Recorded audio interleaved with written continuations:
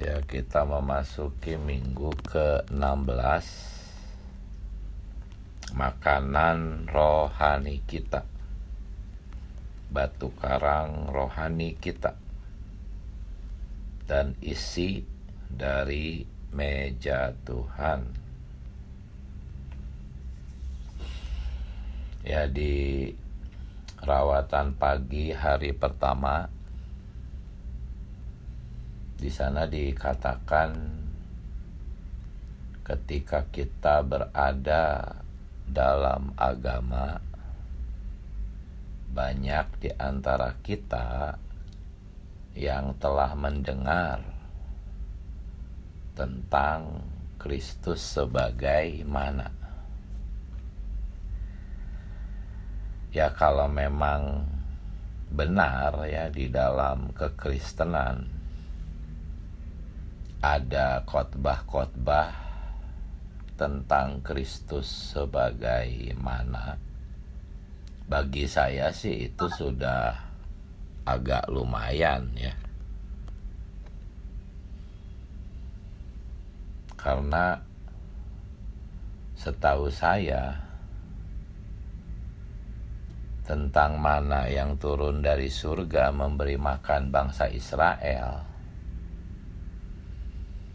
itu jarang dipahami bahwa mana itu adalah Kristus, setahu saya ya. Jadi kalau misalnya ada pengajaran di kekristenan yang mengajarkan bahwa mana itu adalah Kristus, bagi saya itu udah agak lumayan lah. Karena umumnya kan kisah pemberian makan mana kepada bangsa Israel itu tidak dikaitkan dengan Kristus. Umumnya seperti itu di kekristenan. Ketika mereka mendengar tentang mujizat pemberian makan mana yang turun dari langit, ya mereka diajarkan itu adalah perbuatan ajaib Allah gitu ya. Penerapannya itu adalah tentang kehebatan Allah, tentang kesetiaan Allah dalam memelihara umat Israel. Ya, lalu mereka terapkan bahwa kita pun jangan khawatir gitu ya. Pasti kita pun dipelihara, hidup kita di bumi Tuhan pasti cukupkan, Tuhan pasti pelihara. Ya itu, jadi pemberian makan mana kepada bangsa Israel, si mana itu tidak dikaitkan kepada Kristus sebagaimana, tetapi itu hanya umumnya, kebanyakan ya di kekristenan ya hanya tentang pemeliharaan Allah gitu, tentang kesetiaan Allah memelihara umatnya. Ya, padahal saudara-saudari, ya yang Allah inginkan itu kan perubahan susunan ya. Perubahan susunan. Di dalam diri kita itu sudah ada susunan lama gitu. Nah, pemberian makan mana itu adalah untuk menyusun ulang kita dengan makanan gitu. Mana itu adalah Kristus. Ya, andai saja orang-orang Kristen kebanyakan menyadari mana itu adalah Kristus dan mana itu adalah makanan, maka mungkin mereka sudah lebih dekat kepada kebenaran. Berarti Kristus itu makanan. Tetapi nggak ada gitu konsepsi Kristus sebagai makanan itu nggak ada gitu di dalam kekristenan itu. Karena memang konsepsi ini tuh disembunyikan oleh musuh. Konsepsi Kristus sebagai makanan itu sangat rahasia, tersembunyi. Ya memang walaupun Alkitab jelas memperlihatkan, tetapi memang ini perkara yang sangat tersembunyi. Hanya orang yang benar-benar mencari Allah yang bisa melihat perkara ini, saudara-saudari. Ya, ada satu konsepsi rahasia di dalam Alkitab bahwa Allah tuh ingin masuk dan berbaur dengan manusia. Ini konsepsi yang sangat rahasia, misterius, dalam, tersembunyi. Dan jalannya adalah ya mana itu, Kristus sebagai mana, Kristus sebagai makanan. Ya, inilah jalannya untuk mencapai suatu tujuan Allah yang tersembunyi, yaitu Allah ingin berbaur dengan manusia. Ya. Untuk apa? Untuk menyusun ulang. Kita itu sudah disusun oleh apa adanya diri kita. Sejak kita lahir ke bumi, bahkan sebelum menempuh kehidupan di bumi, sebagai seorang bayi yang terlahir ke bumi, di dalam bayi itu sudah ada susunan tertentu, saudara-saudari. Ditambah lagi dengan proses kehidupan, susunan dunia, daging itu terus menyusun apa adanya diri kita.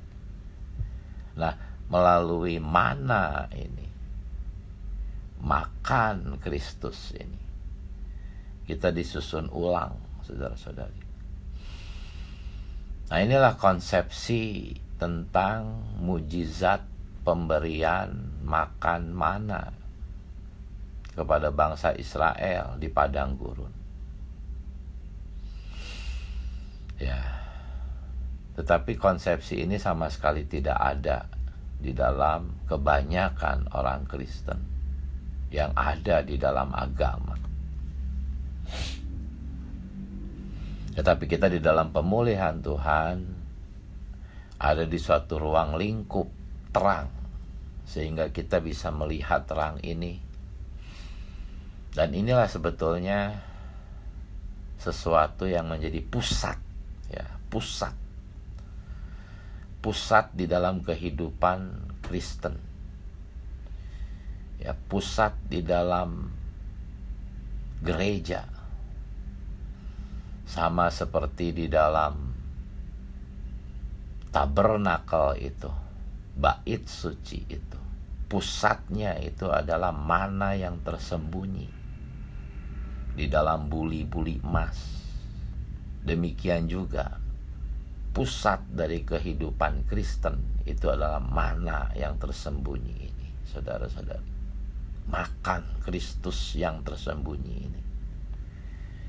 Ya, bukan makan Kristus sebagaimana di padang gurun, tetapi makan Kristus di dalam ruang Maha Kudus. Ada tabut perjanjian, di dalamnya ada buli-buli emas yang berisi mana yang tersembunyi. Nah, mana yang tersembunyi inilah pusat dari kehidupan orang Kristen. Tetapi di dalam kekristenan yang sudah menjadi agama tidak ada pusat ini. Ya. Mereka masih ada di padang gurun. Nah, kita sudah ada di dalam tabernakel.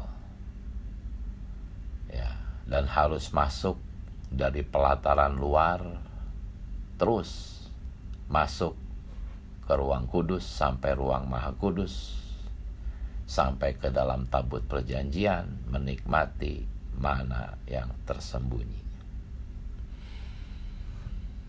Ya, oh Tuhan Yesus, semoga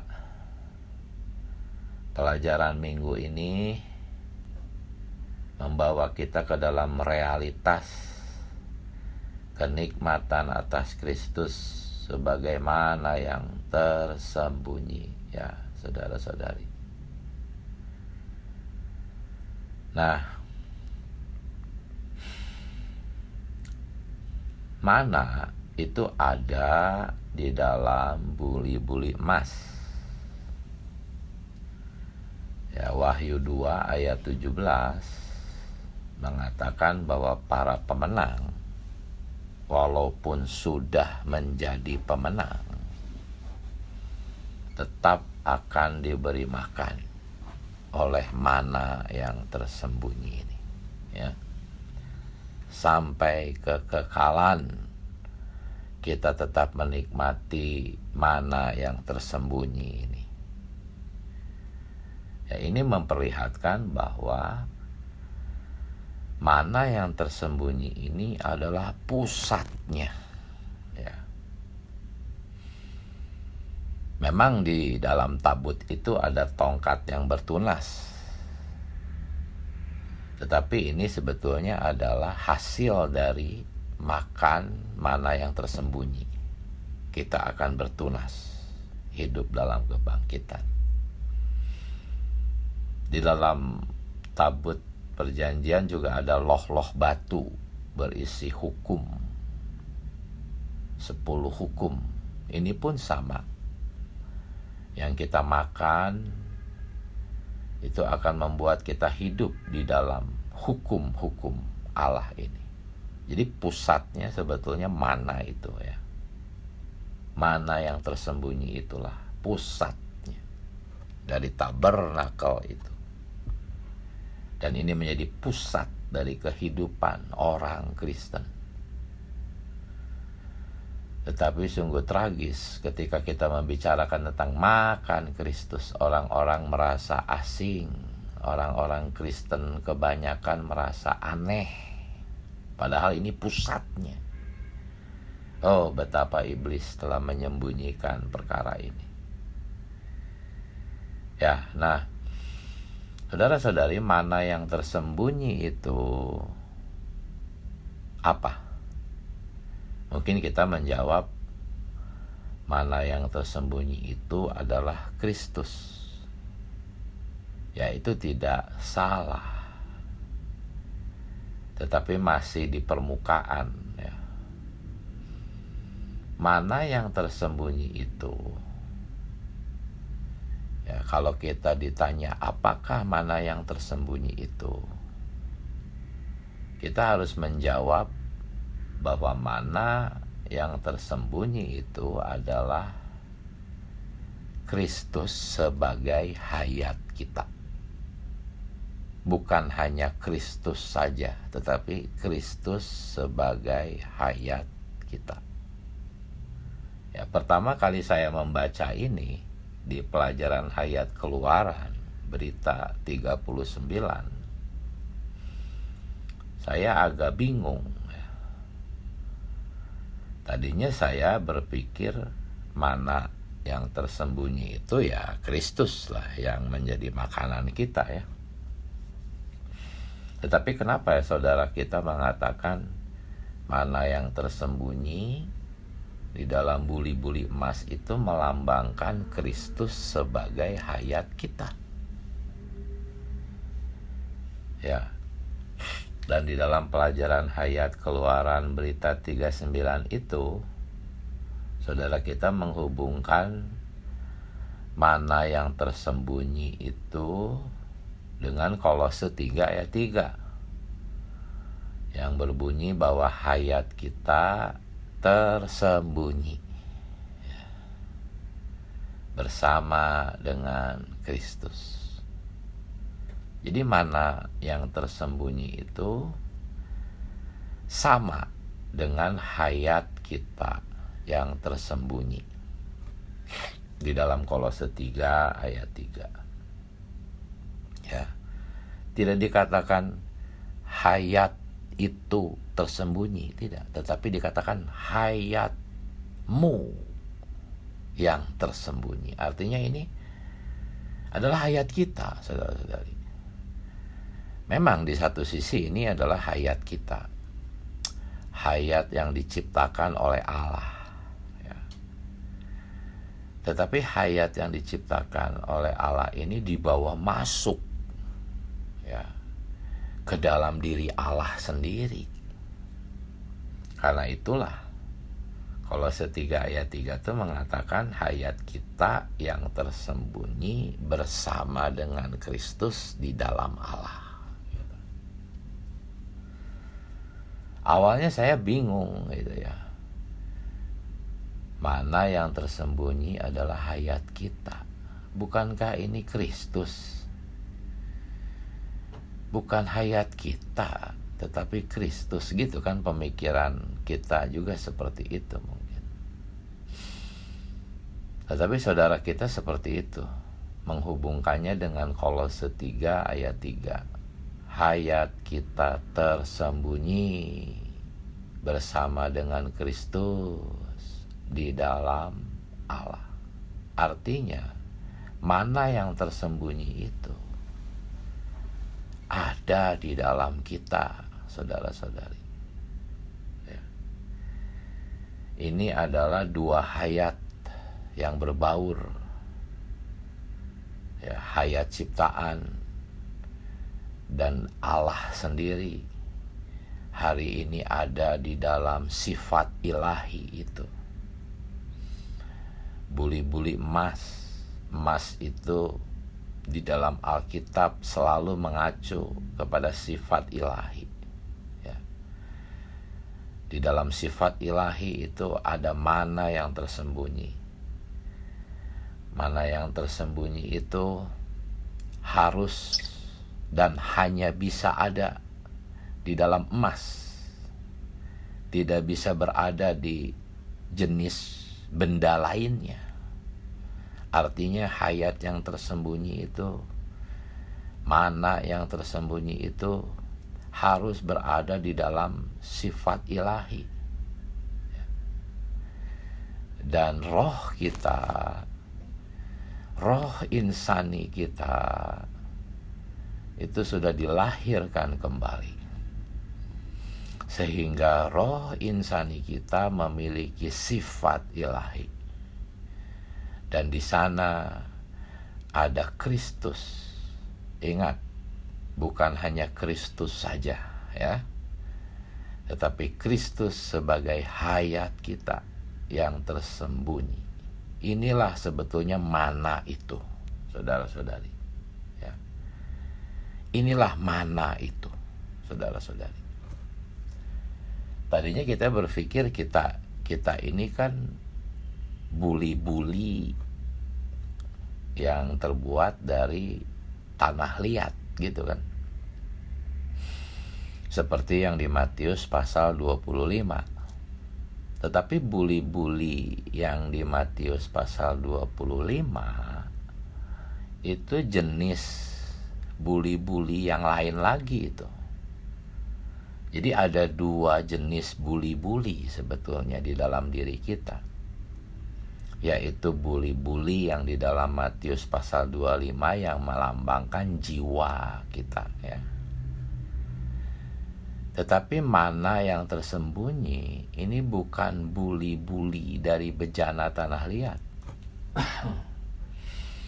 melainkan buli-buli dari emas, menggambarkan roh kita.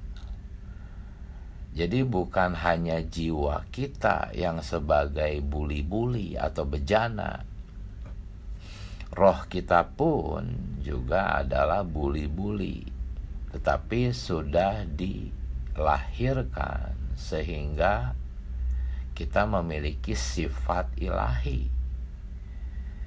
Kalau di dalam surat Petrus itu kita memiliki kodrat ilahi. di dalam diri kita yang sedemikian, yaitu roh insani kita, terdapat mana yang tersembunyi. Ya. Jadi saya menekankan perkara ini agar ketika kita mendengarkan kata mana yang tersembunyi, kita dibebaskan dari konsepsi mana di padang gurun. Ya. Ingat, mana di padang gurun itu memang Kristus, tetapi itu masih bersifat luaran. Ya. Nah, kita memiliki satu buli-buli emas di dalam diri kita. Ya, poin saya adalah kita harus selalu kembali ke dalam roh kita. Karena di dalam roh kita itulah terdapat mana yang tersembunyi. Saudara-saudari, mana yang tersembunyi ini bukan hanya sekedar Kristus saja, tetapi Kristus yang sudah menjadi hayat kita. Ya. Kalau Kristus saja, dia tidak akan bisa memenuhi jiwa manusia. Tidak. Kalau Kristus saja, jiwa manusia itu tidak akan mampu menampung dia. Kristus ini harus menjadi hayat kita terlebih dahulu, di mana kita sebagai hayat ciptaan berbaur dengan dia sebagai hayat yang kekal itu. Karena ada perbauran ini, maka sekarang Kristus menjadi mana, gitu kan? Tadinya Kristus bukan mana, ya Kristus hanyalah Allah saja, Sang Pencipta itu. Ya. Tetapi Allah melalui proses sehingga hari ini Allah menjadi hayat kita.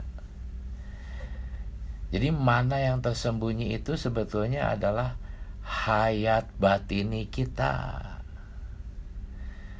Ya. Apa makan mana yang tersembunyi? Makan mana yang tersembunyi adalah hayat kita diperhidupkan, menyala-nyala, meresap dan menyebar ke dalam jiwa, memenuhi buli-buli tanah liat. Ya, ketika kita melatih roh, hidup oleh roh, memperhidupkan hayat batini, semuanya itu sebetulnya adalah makan mana yang tersembunyi.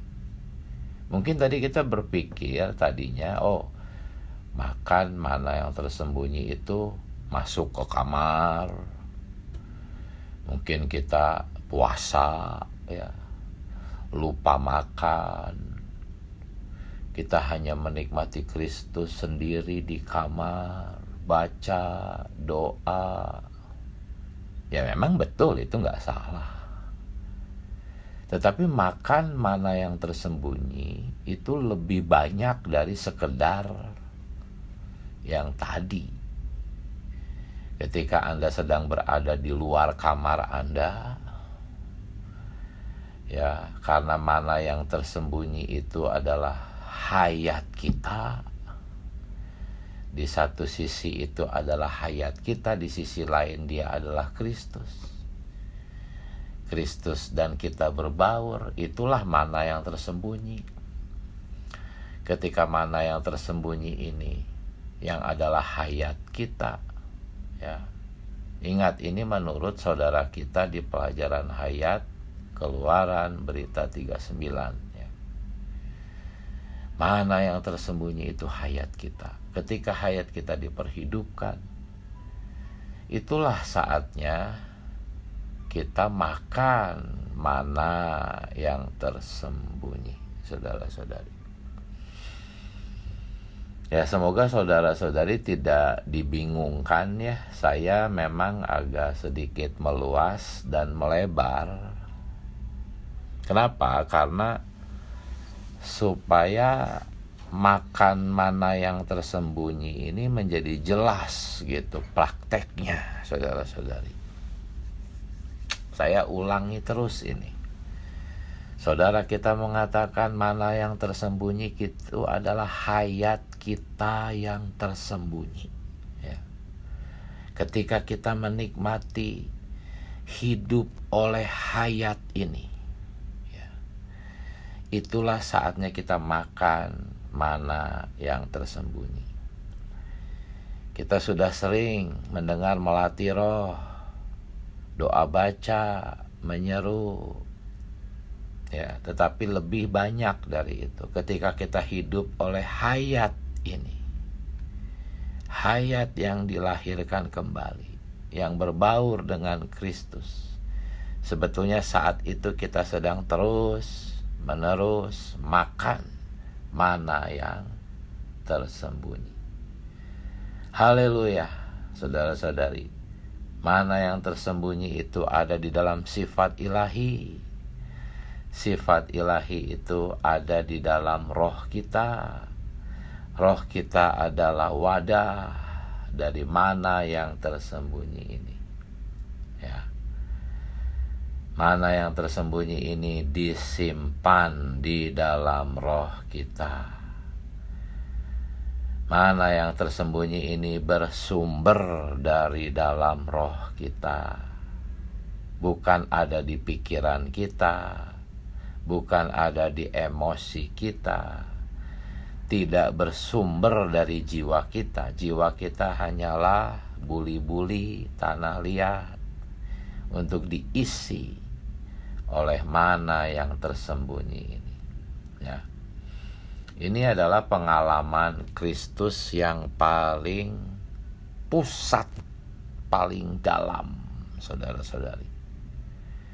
Ya. Susunan perabotan di dalam tabernakel itu memperlihatkan jenis-jenis pengalaman, mulai dari pengalaman-pengalaman yang luaran sampai terus masuk, dan akhirnya kita masuk ke tempat paling dalam, menikmati mana yang tersembunyi. Ya, di dalam tabernakel kan ada apa? Pertama-tama ada mezbah tembaga, ya, dan bejana pembasuhan, ya. Mezbah tembaga dan bejana pembasuhan. Mezbah itu kan melambangkan penebusan Tuhan di atas salib. Bejana yang berisi air pembasuhan melambangkan roh yang membasuh.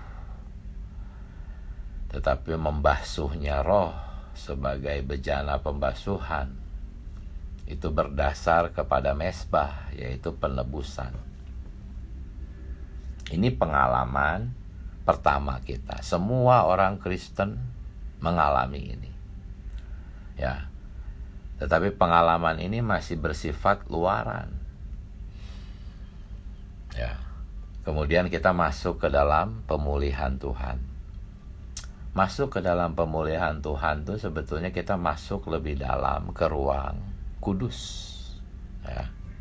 Dari pelataran luar masuk ke dalam ruang kudus. Itulah masuk ke dalam pemulihan. Karena di dalam ruang kudus ada apa?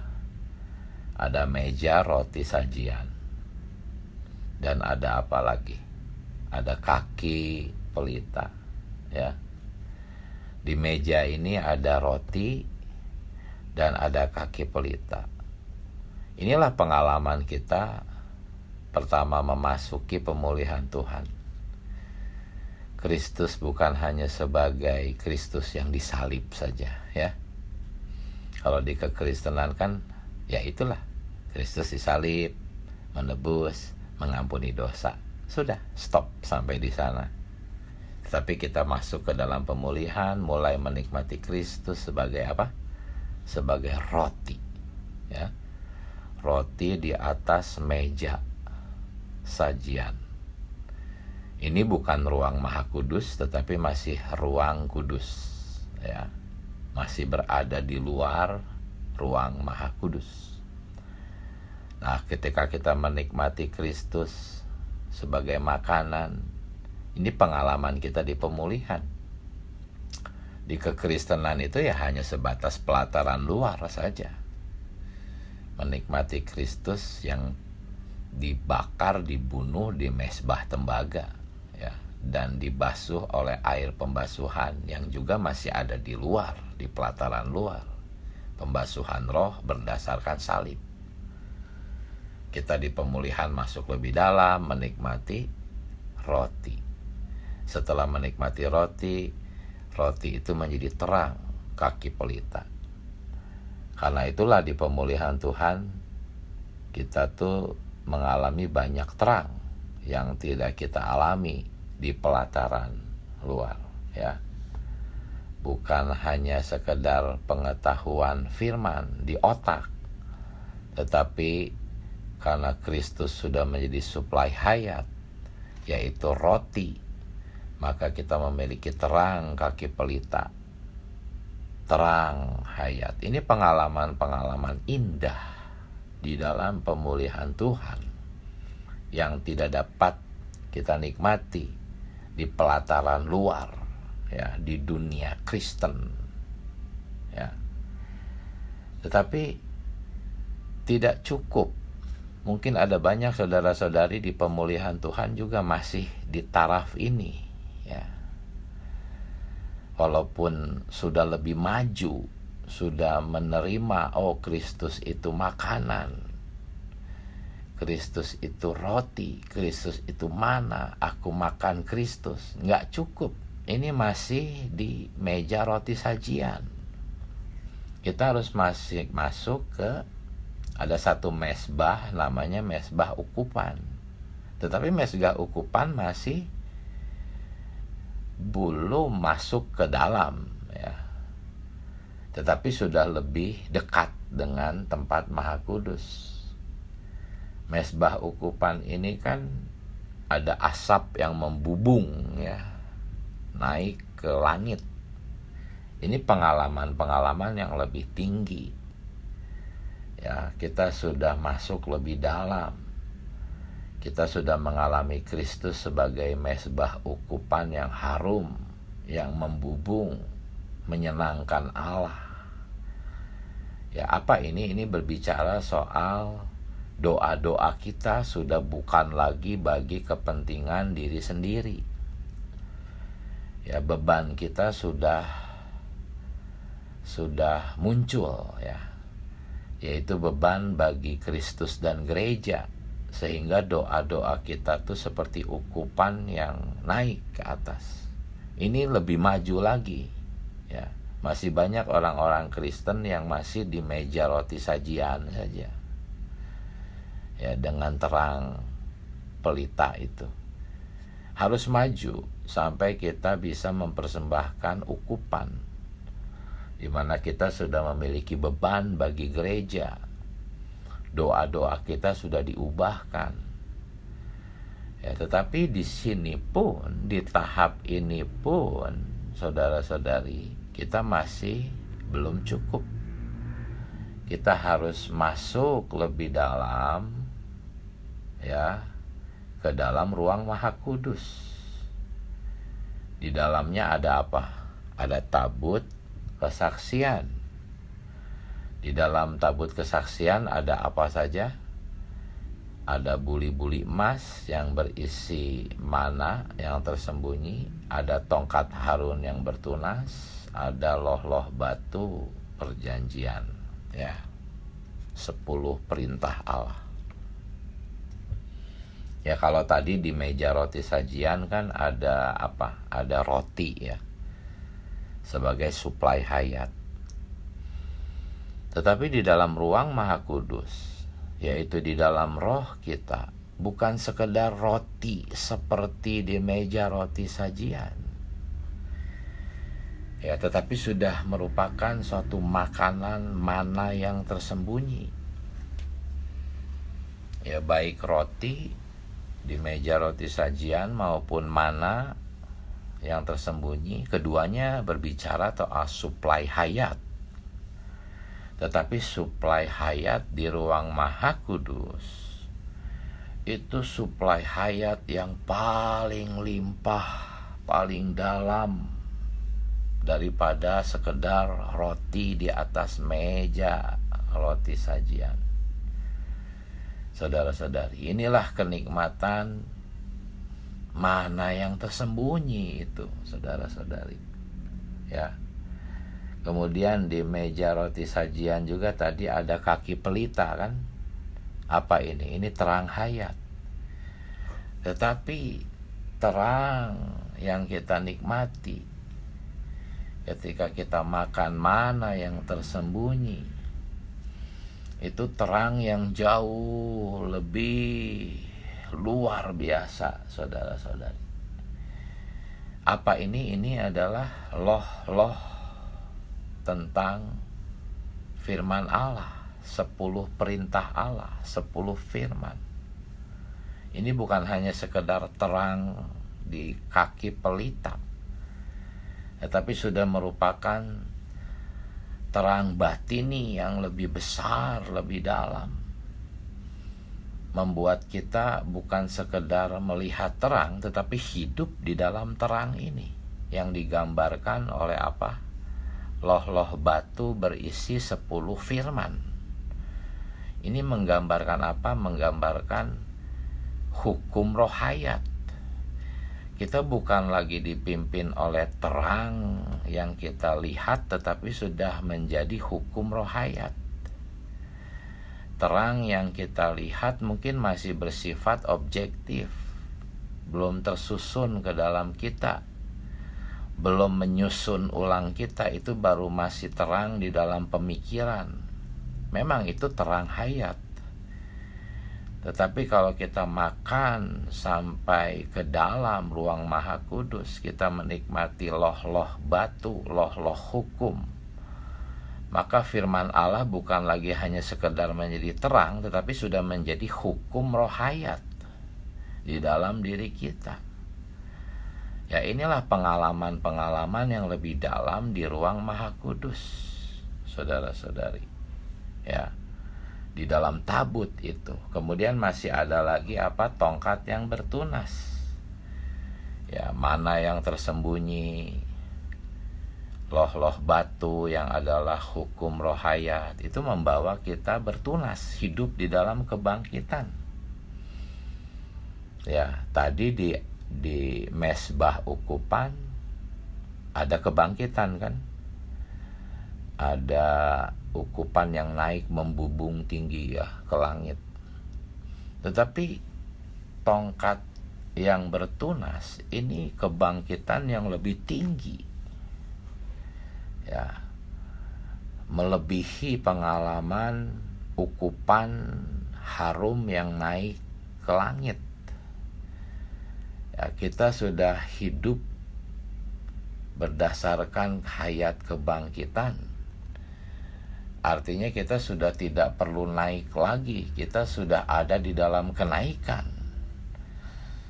Hidup kita memang di bumi, tetapi posisi kita sudah ada di dalam kenaikan. Inilah tongkat yang bertunas, saudara-saudari. Nah, yang luar biasanya apa? Semuanya itu terjadi di dalam roh kita. Sebab roh kitalah ruang Maha Kudus itu, saudara-saudari. Ya, saya sendiri merasa kata-kata ini sungguh amat terbatas. Ya, semoga saudara-saudari bisa Tuhan belas kasihani melihat kekayaan terang ini di dalam pemulihan Tuhan. Ya, dan kalau kita memasuki hari yang kedua, di sana ada Bilangan 11 ayat 6b. Apa? Dikatakan tidak ada sesuatu apapun kecuali mana ini saja yang kita lihat. Inilah pemulihan Tuhan, saudara-saudari. Di pemulihan Tuhan itu tidak ada sesuatu apapun, saudara-saudari, kecuali mana ini saja yang kita lihat. FKKP, ya, buku FKKP. Dari buku yang sudah habis ganti lagi FKKP yang baru, nanti ganti lagi FKKP yang baru. Juga buku-buku rohani kita baca, juga sidang-sidang kita dengar berita. Oh, hanya ada mana ini saja, tidak ada yang lain, saudara-saudari. Di satu sisi ini akan sangat membosankan kalau Anda tidak berada di dalam roh. Kalau Anda tidak berada di dalam roh, sungguh amat bosan, saudara-saudari. Sama seperti bangsa Israel, bosan terhadap mana, ya, karena dia masih ada di padang gurun. Mereka pengen daging, mereka ingat makanan-makanan di Mesir. Ya, Anda pun, saudara-saudari, ya, kalau tidak berada di dalam roh, tidak melatih roh, ya bosan. Karena di dalam pemulihan Tuhan tuh tidak ada sesuatu yang lain kecuali mana ini saja. Mana lagi, mana lagi. Di mana-mana ada mana ini, saudara-saudari, ya. Kenapa? Karena inilah satu-satunya ministry di dalam pemulihan Tuhan, ya. Kisah Para Rasul 1 ayat 17. Ada perkataan ministry ini. Apa maksudnya ministry ini? Ini berarti hanya ada satu ministry. Ya, ke-12 rasul berada di dalam satu ministry yang sama.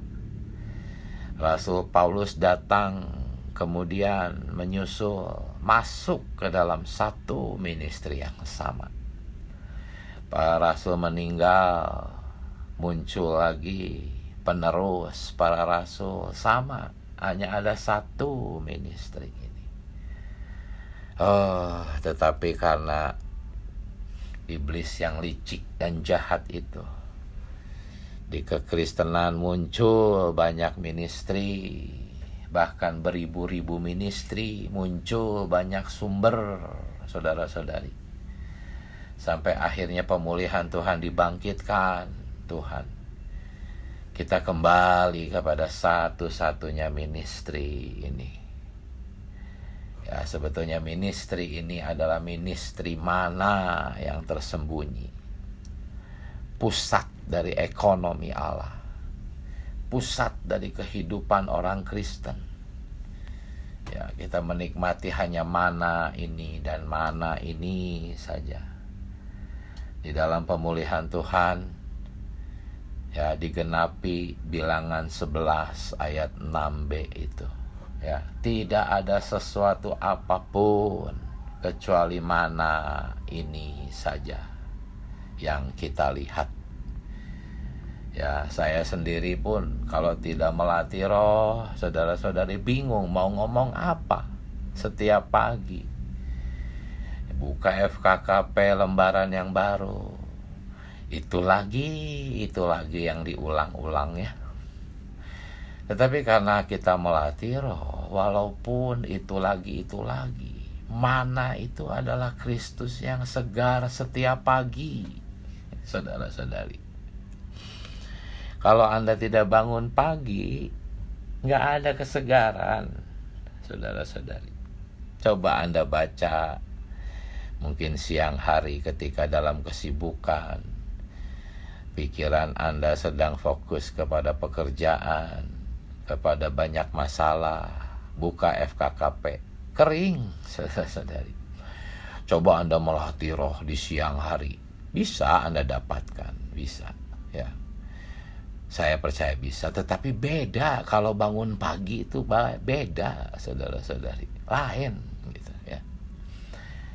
Ya, makanya mana itu selalu muncul di pagi hari. Kita harus berdoa, ya. Ada banyak halangan untuk kita bangun pagi, banyak, karena pekerjaan, karena jenis-jenis usaha yang kita jalani, karena ada beberapa tanggung jawab. Saya tidak mengatakan untuk meninggalkan itu, tidak. Tapi saya sarankan kita doa ya. Ada satu saudara mengalami kesulitan dalam perkara ini, kita berdoa. Tuhan, apa isi doanya? Tuhan, aku ingin punya kesempatan menikmati-Mu. Itu isi doanya itu ya, bukan pengen dilepaskan dari pekerjaan yang melelahkan, bukan. Isi doanya tuh gini, Tuhan Yesus, pekerjaanku yang sekarang, usahaku, bisnisku, kegiatanku yang sekarang begitu mengikat aku, membuat aku sulit bangun pagi. Tuhan yang aku doakan adalah beri aku kesempatan menikmati-Mu lebih banyak lagi, menikmati-Mu di pagi hari sebagaimana yang segar. Kesegaran itu hanya ada di pagi hari. Tuhan, aku rindu menikmati Engkau di pagi hari. Belas kasihani aku, Tuhan. Aku tidak bisa berbuat apa-apa. Pekerjaanku begitu mengikat aku. Bisnisku begitu mengikat aku. Ya, saudara ini berdoa seperti itu. Akhirnya berjalan dengan waktu, Tuhan mengatur, perlahan-lahan mulai ada jalan yang baru, cara yang baru. Akhirnya punya pekerjaan yang baru. Dan akhirnya dia bisa bangun pagi, ya, menikmati Tuhan. Karena apa? Karena dia sudah bisa tidur tidak terlalu malam lagi, ya. Dia sudah bisa tidur jam 9, maksimal jam 10. Karena Tuhan sudah mengatur semuanya, sehingga dia bisa bangun pagi. Semuanya ini perlu belas kasihan Tuhan, saudara-saudari. Ya. Oh Tuhan Yesus, terima kasih buat berita hari pertama dan kedua. Semoga saudara-saudari menyadari bahwa mana yang tersembunyi itu ada di dalam diri Anda dan saya. Apakah itu adalah hayat batini Anda. Perhidupkan itu, latihlah itu di mana-mana. Tidak perlu harus selalu di ruangan, di hadapan Alkitab, FKKP, tidak. Di mana-mana, ketika Anda sedang mengendarai kendaraan, ketika Anda sedang memasak, ketika Anda sedang berjalan, di luar, di mana-mana Anda bisa menikmati mana yang tersembunyi. Karena mana yang tersembunyi itu adalah hayat batini Anda sendiri. Hayat Anda adalah Kristus. Dan ketika Anda terus menikmati, Anda akan dibuat lebih giat lagi menikmati. Anda akan mulai mampu bangun pagi, ya, dan menikmati porsi utama di pagi hari. Ya, pagi-pagi itu porsi utama yang akan membawa Anda menikmati Kristus sepanjang hari. Amin. Ya, mungkin masih bisa 2 orang ya berbagi nikmat. Silahkan manfaatkan waktu, jangan lama-lama. Silahkan. Amin. Amin.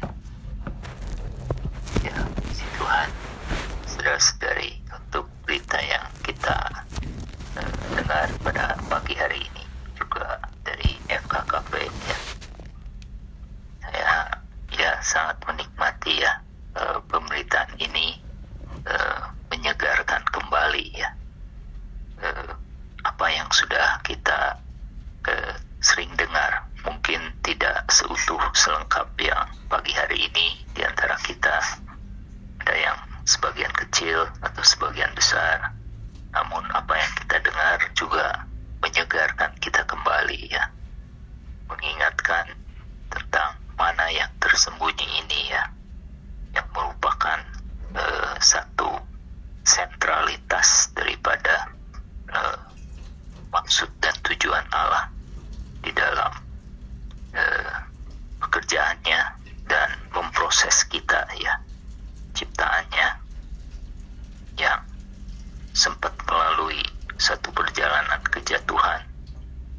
Tetapi walaupun kejatuhan itu bukanlah merupakan suatu esensi utama ya, esensi utamanya adalah menjadikan kita segambar serupa dengan Dia di dalam hayat dan sifatnya.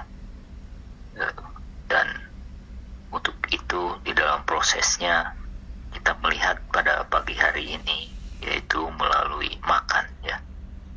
Mungkin istilahnya kita bisa katakan menjadi kita adalah apa yang kita makan ya. Kalau kita memakan dunia, kita akan menjadi dunia ya.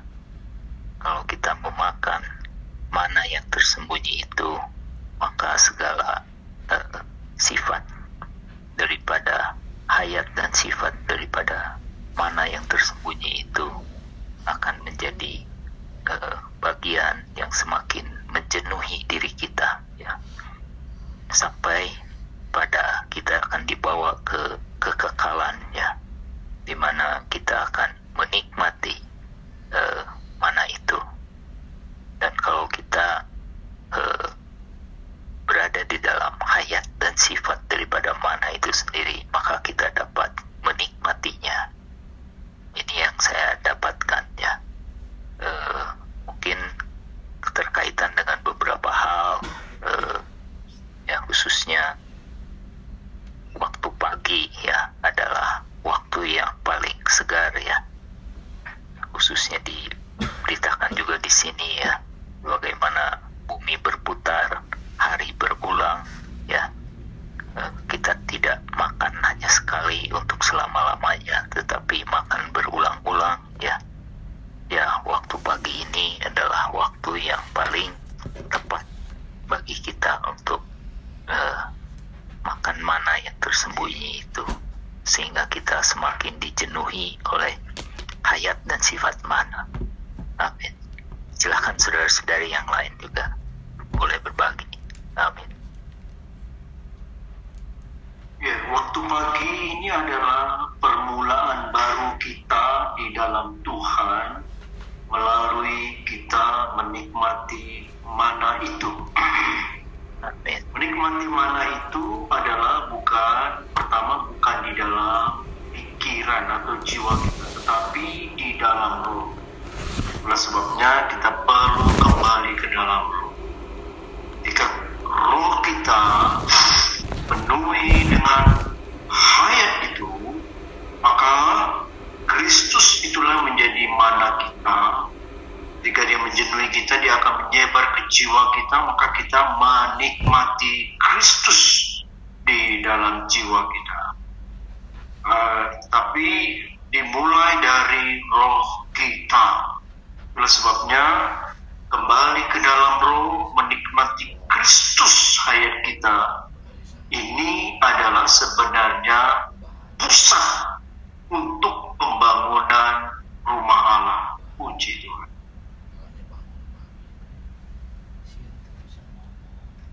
Amin. Ya, silahkan. Masih ada bisa satu orang.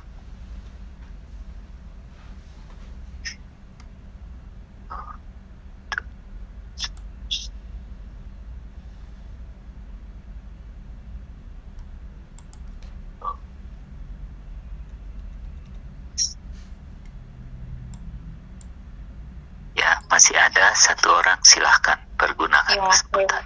Amin. Tuhan, saudari, kita melihat ya bangsa Israel diberi satu jenis makanannya ketika dia di padang gurun, yaitu mana, yang adalah untuk menyusun ulang diri mereka. Sebelumnya mereka disusun oleh hal-hal selain diri Allah ya, yaitu makanan-makanan Mesir yang melambangkan dunia. Oh Tuhan Yesus, ini juga lambang kita hari ini, bahwa setelah kita dilahirkan kembali, kita masih memiliki banyak susunan dunia, daging, dosa, iblis ya. Kalau kemarin minggu lalu ada 8 perkara yang menyusun kita ya. Oh, tapi puji Tuhan, mana itu yang adalah diri Kristus sendiri, hari ini bisa ada di dalam kita ya. Sudah kita miliki ketika kita dilahirkan kembali. Dan mana yang tersembunyi ini adalah pusat penghidupan orang Kristen. Oh Tuhan Yesus, sama seperti buli-buli emas yang ada di dalam tabernakel adalah pusat dari tabernakel itu, fokus dari tabernakel itu. Dan mana ini hari ini tersembunyi di dalam kita, di dalam Kolose 3 ayat 3 tadi seperti yang diutarakan saudara.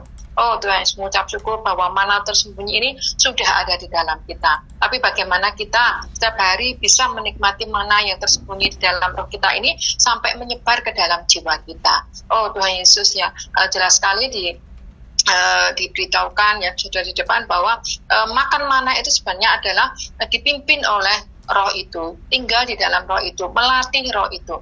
Kalau kita tidak sampai tahap yang demikian ya, menikmati Tuhan, tinggal di dalam roh, ya dipimpin oleh roh, melatih roh, ya sebenarnya kita tidak menikmati mana yang tersembunyi. Mungkin kita menikmati mana yang hanya terbuka ya bersama-sama dengan saudari atau membaca Alkitab di dalam pikiran kita, tetapi menikmati mana tersembunyi adalah sampai mana itu, yaitu Kristus itu menyebar ke dalam jiwa kita, sehingga hidup kita dipimpin oleh roh, ya kita setiap saat, setiap waktu melatih roh kita untuk membiarkan dia menduduki seluruh diri kita, tekad, emosi, dan pikiran kita. Inilah makan mana yang sejati, amin. Mana yang terbuka menjadi pengalaman subjektif kita di dalam kita, itulah menikmati makan mana, makan Kristus, amin. Puji Tuhan. Amin. Ya, saudara-saudari, sehubungan dengan waktu, ya kita tutup dengan doa ya saudara-saudari. Kita boleh buka suara untuk berdoa ya. Oh Tuhan Yesus. Tuhan Yesus, Engkaulah mana surgawi, Amin. makanan dan kenikmatan kami. Amin. Amin. Bawa kami untuk kembali di dalam roh. Amin. Oleh roh. Oleh Kristus di dalam roh. Amin. Agar kami menikmati mana yang tersembunyi itu. Yang membuat kami bangkit dan disegarkan. Ini semua bagi pembangunan tubuh Tuhan. Amin. Amin. Amin. Puji Tuhan. Amin. Terima